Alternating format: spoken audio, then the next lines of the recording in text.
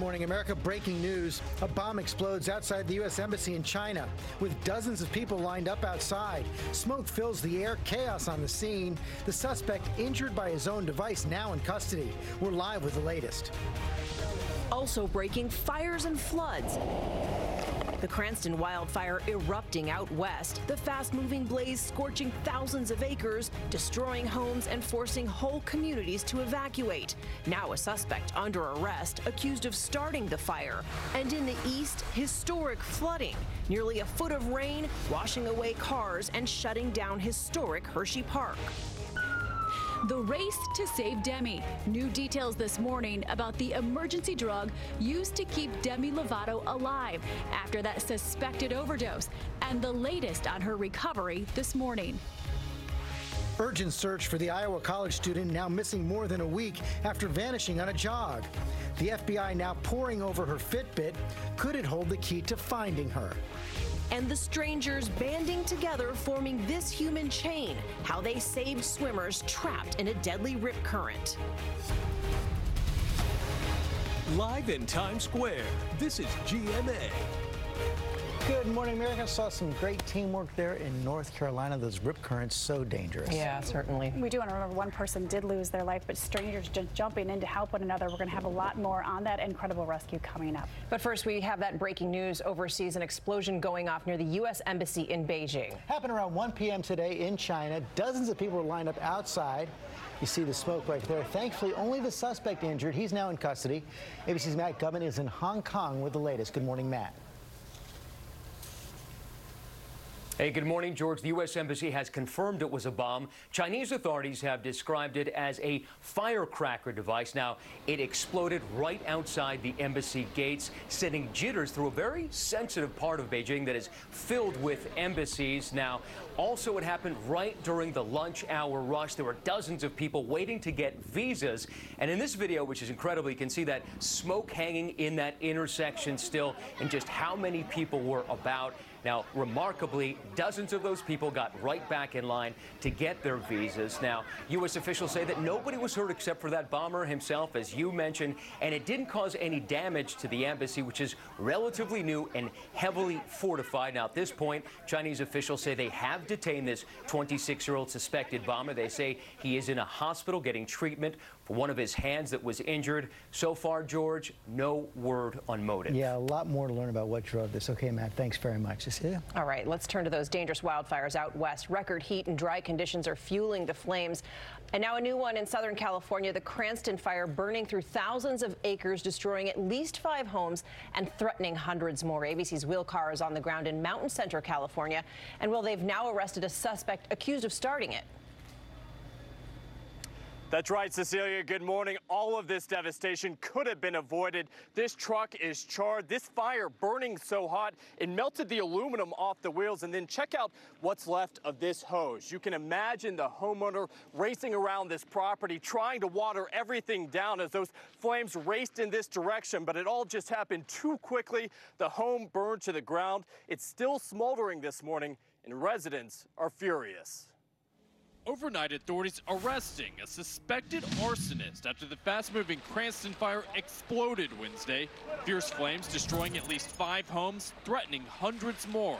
It's just really a hard firefight out there. The fire burning 4,700 acres so far, fueled by bone-dry brush and scorching temperatures. It is hot right now, 110 degrees. That is fueling these flames on the hillside behind me, and right now fire crews are struggling to jump on these flames. This timber yard looking like the gates of hell. This is one of the most intense feelings of heat that I've ever felt. It's easily burning over 1,000 degrees right here. At least 60 large fires now racing across the western United States, including the Ferguson fire outside of Yosemite National Park, forcing the park to close for the first time in 28 years.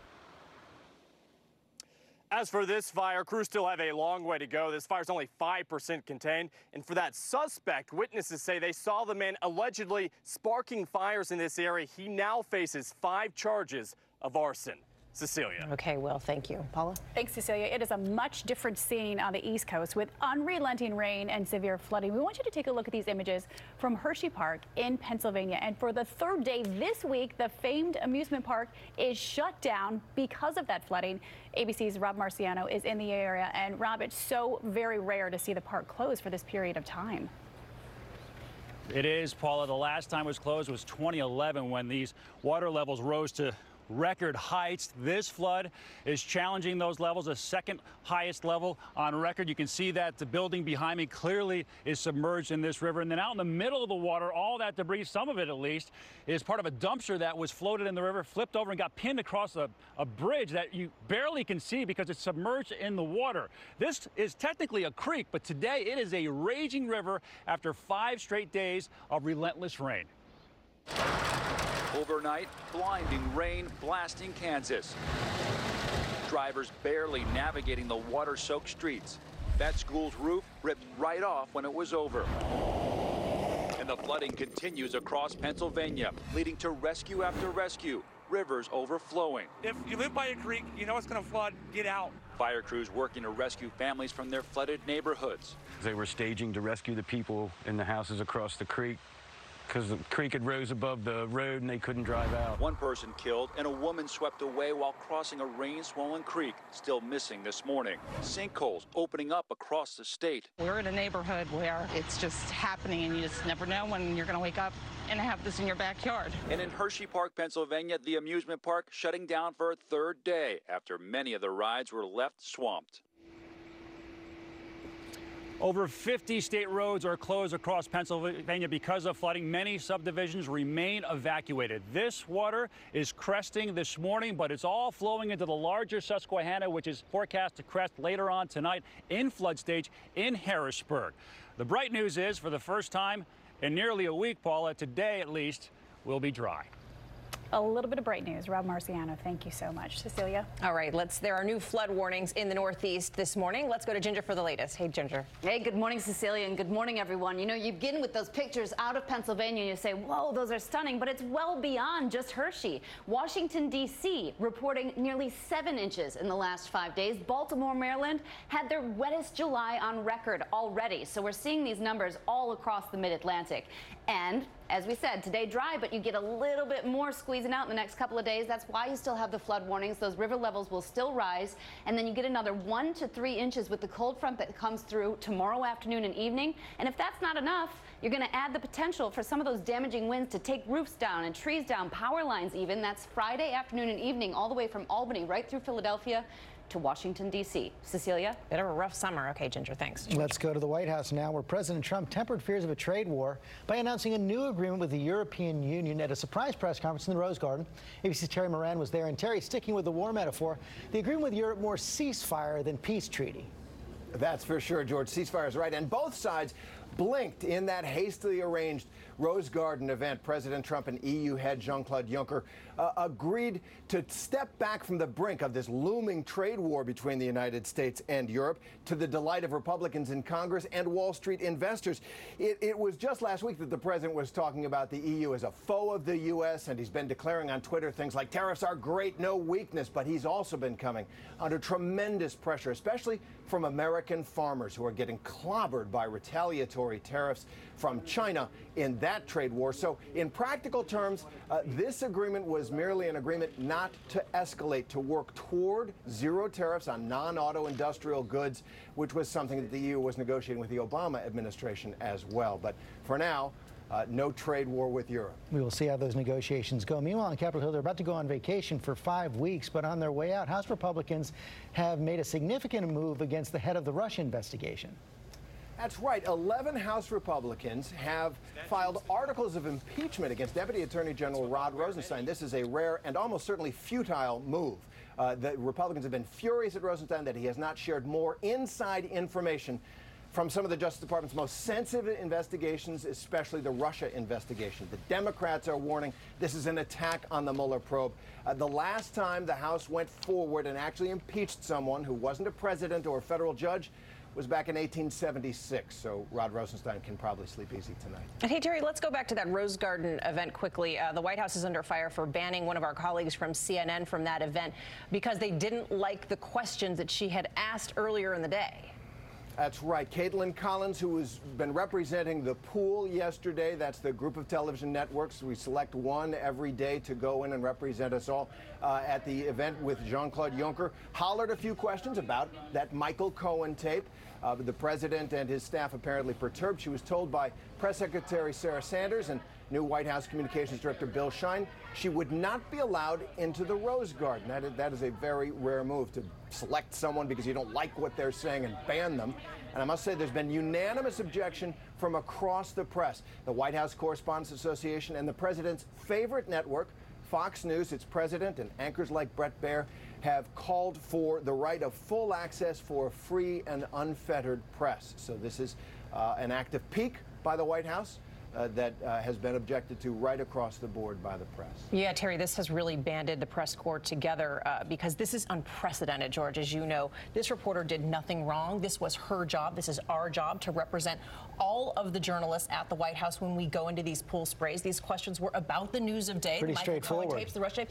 And this is just not what you do in a country that values the First Amendment. It's pretty shocking. Yeah, pretty surprising. Also, an escalation in the attacks on the press. I want to bring in our Chief Global Affairs anchor, Martha Raddatz, on that as well. And Martha, this comes a couple of days after you wrote a powerful piece in the Washington Post after the president went to the Veterans of Foreign Wars and convention, kind of goaded the crowd with attacks on the press. He sure did, George. It is relentless, and he does not care who the crowd is. Those veterans take an oath to support and defend the Constitution. So it was very disturbing to watch some of the veterans boo the press when the president told them not to believe the press. Reporters have been at the side of the military in war, with many of them injured or killed. This can have a profound effect on how some Americans view the media, no matter whether they cover politics or war, George. You know that from being embedded with the troops. Meantime, on Capitol Hill yesterday, Secretary of State Mike Pompeo went up to Capitol Hill to testify before the Senate Foreign Relations Committee for the first time since that Helsinki summit. Got quite a grilling. Has the president told you what he and President Putin discussed in their 2-hour closed-door meeting in Helsinki? The presidents have a prerogative to choose who's in meetings or not. I'm confident you've had private one-on-one meetings in your life as well. Did he tell you whether or not what happened in those 2 hours? Yes, I've had a number of conversations with President Trump about what transpired in the meeting. Did he tell Putin that I'll release or ultimately relax sanctions? Senator, what you need to conduct your role, your appropriate role, I will provide you today. You asked me about U.S. policy with respect to sanctions, and I can confirm to you that no commitment has been made to change those policies in any way.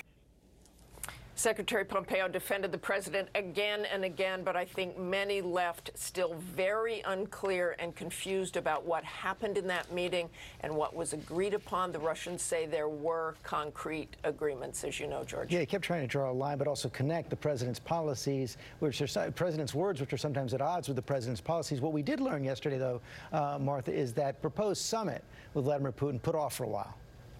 You know, it was in a tweet that the meeting would be this fall. He would come to the White House, but it took nearly everyone by surprise, including the Director of National Intelligence, Dan Coats. And after that Helsinki meeting, Trump faced a slew of criticism, including at that hearing yesterday where the Republican chairman, Bob Corker, said Trump looked submissive and deferential to Putin. The White House apparently now thinking a second meeting so soon after Helsinki is not such a good idea, George. Yeah, next year at the earliest. Martha Raddatz, thanks very much. Paula? Extraordinary times, George. And now to staggering news from Facebook, which suffered its largest stock decline ever. Late yesterday, it lost $130 billion in market value in just a matter of 2 hours, and it is not going to get much better. During their earnings conference call, the company admitted that its growth will continue to slow down the rest of the year, feeling the effects of stronger privacy laws. This news hit the rest of the tech industry hard. Snapchat's parent company, Snap, and Twitter stocks immediately tumbled upon the news. Facebook CEO Mark Zuckerberg took a huge personal hit as well. He lost $16.8 billion, with a B, $1 billion. Imagine having $16.8 billion to lose. Probably not feeling it then. Got to start playing the lottery. Thank you, Paula. There are new developments in the case of that Stanford University swimmer Brock Turner, who was found guilty of sexually assaulting an unconscious woman back in 2015. Turner's attorneys now argue the decision should be overturned, in part because Turner kept his clothes on. ABC's Kana Whitworth is in Los Angeles with the story. Good morning, Kana. Yeah, George, good morning. So right now an appeals court is weighing arguments by Turner's legal team, who say the fact that Turner says his clothes were on should have led to reasonable doubt for the charges. It's an argument that seemingly made no sense to at least one judge on the panel. A new twist in a high-profile rape case that gripped the nation.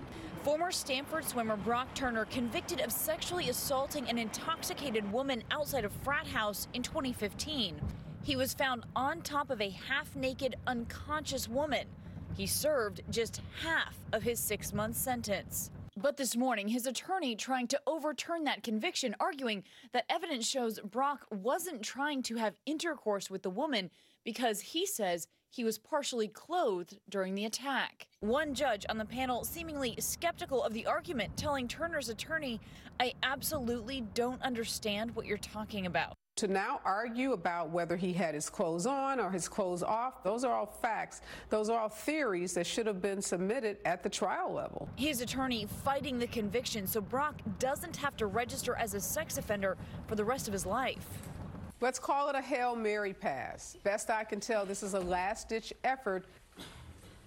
So the terms of his sex offender status require Turner to register in person every few months for the rest of his life. He currently lives with his parents in Ohio. The court has 90 days to make a decision on this. George. We'll be watching. Kana, thanks very much. See you. All right, guys, wait until you see this video. A terrifying road rage incident caught on camera. Take a look. Two drivers, they're getting into it here in Brooklyn, New York. One of them pulls out a knife. You see him slashing the air. Then, according to the victim, the suspect jumped into the victim's car, pinning him up against a parked car. The victim flipping in the air. He was taken to the hospital. Somehow he only suffered injuries to his hands and his hips. And we know this video is tough to watch. The suspect drove away. Police are still searching for him. But wow, amazing that he was not more seriously injured. Driving can just bring out the absolute worst in some of us. Absolutely. All right, guys, we want to turn now to an incredible milestone. NBA star Vince Carter, you know him. At 41 years old, he is now the oldest player in the league. Well, he's just signed on for a 21st season, tying the record for most seasons in the NBA. He's an 8-time All-Star. He sparked Vinsanity with dunks like the ones you're seeing.